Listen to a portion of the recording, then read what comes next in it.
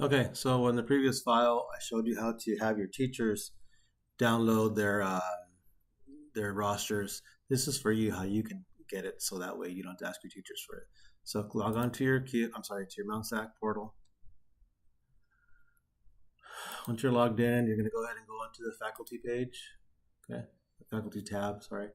Go to the faculty self-service. Scroll down to the positive attendance form, the non-credit one. Click on Summer 2025.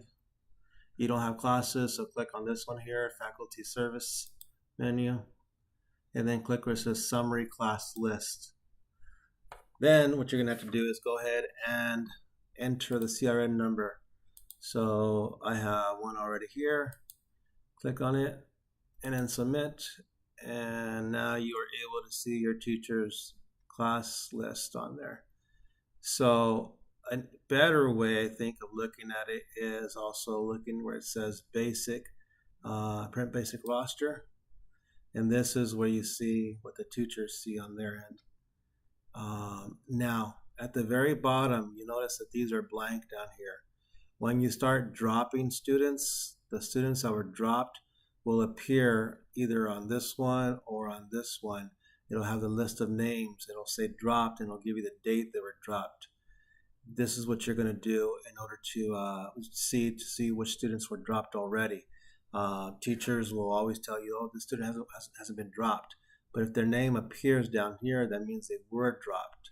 But for some reason, they're still appearing on their attendance, maybe because they already accrued some hours. So therefore, they're going to stay on there for the remainder of the semester.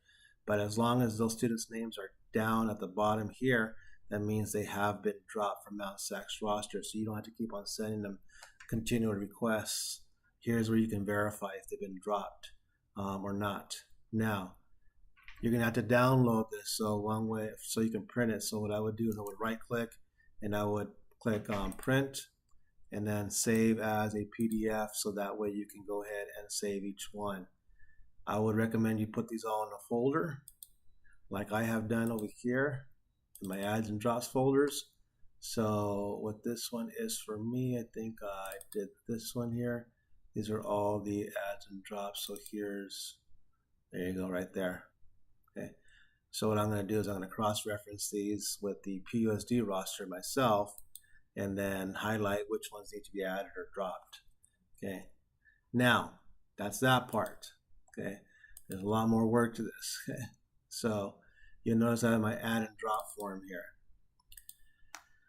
Okay, so what you're gonna have to do is you have this, this folder here, this file, okay, this add or drop form, okay, that you have or should have.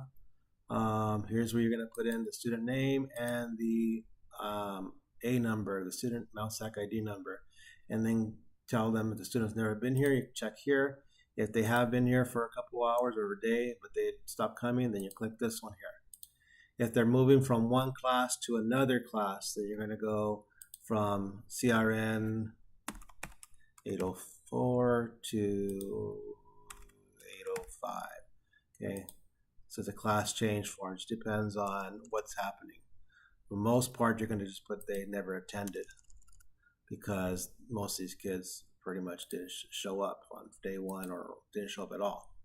So you got to put the teacher's name, you got to put the CRN number, and the date you are doing it. Okay, let me get out of this. So when you're done doing all your teachers, what I recommend is give that highlighted list of printouts that you did with the Mount SAC rosters, and then give it to your secretary and have her type it in for me. And for you, sorry. So I have them type in the lists. Your lists are going to be lengthy, okay? And some are going to be more than others.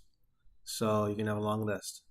And then what I do is I save each one as a PDF file, okay? Save as PDF, and then I save it. Now, notice I put the name of each teacher on there, okay? So I have a PDF for all of them as well, okay? Now what I do is I combine all of these PDF files.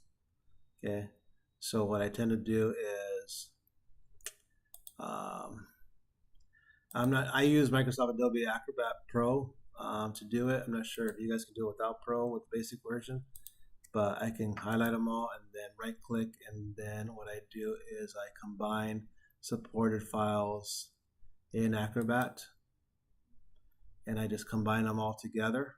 I'm not going to do it, but I'll show you what it looks like. So I just turn in one file with everybody's drop forms on there. Okay.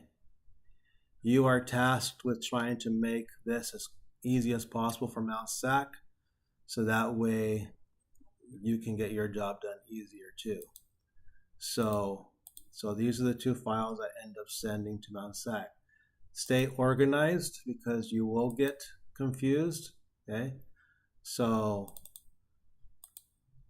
label your dates on your folders like I do. June 9th, Mount SAC Drops, the ads, and the dates, and then I'm going to do the same thing for my second round of drops, and my third round of drops, and my fourth round of drops. I try not to have more than 4, but it's typically 1 at the beginning of the semester, 1 at the end of the week again. Hopefully they dropped them all, which will never be the case, so you probably have to send it again and do the same thing, repeat it all over again second semester. Okay, so hopefully this helps. That way you can make your life just a little bit easier. I know I talked a lot, but there's a lot involved.